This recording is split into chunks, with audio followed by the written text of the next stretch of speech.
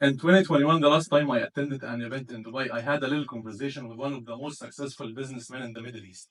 And he said something to me that changed the way that I think about what is important in life.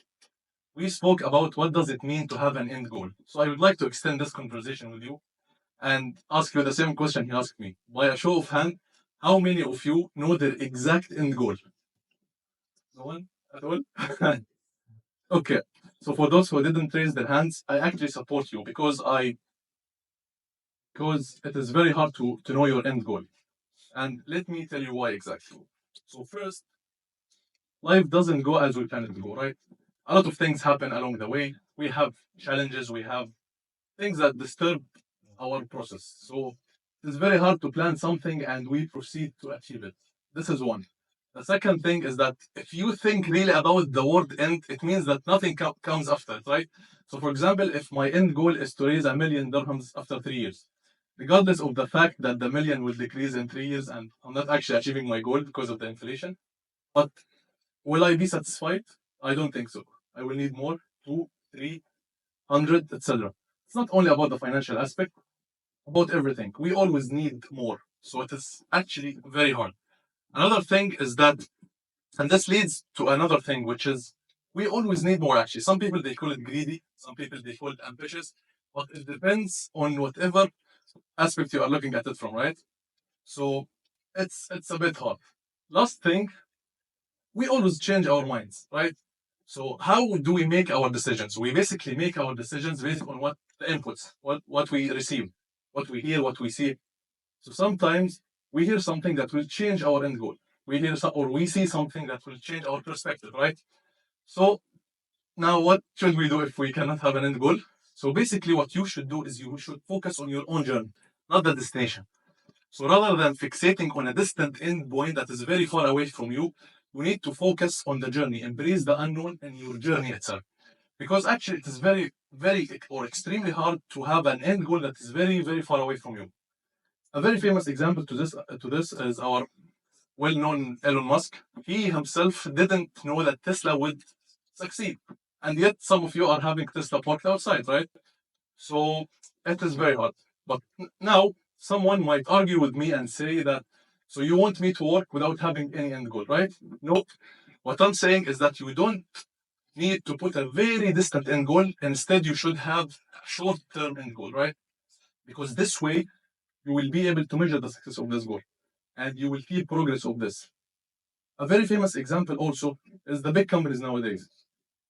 They used to plan for 5, 7, 10, and 20 years, but actually they stopped doing that. Why? Because they discovered that life changed very fast. So they don't do this anymore. Instead, they have a plan for 1 year, they divide it into queues, and they have the KPIs for each queue and they keep monitoring the success. Myself, I would like to present an example that I think most of you saw it online, which is the car of Apple. Anyone saw it? So Apple in 2014, they wanted to create a fully autonomous and electrical car. Up to this point, 2024, after 10 years, they spent 10 billion with B dollars, hired thousands of engineers in top secret labs around the globe, and they were not able to achieve it because they discovered that it is not possible to achieve something like this in this phase. Instead, they created a mindset of constant exploration and adaptation, and they shifted their focus into something more important, which is AI. So now the trend is on AI.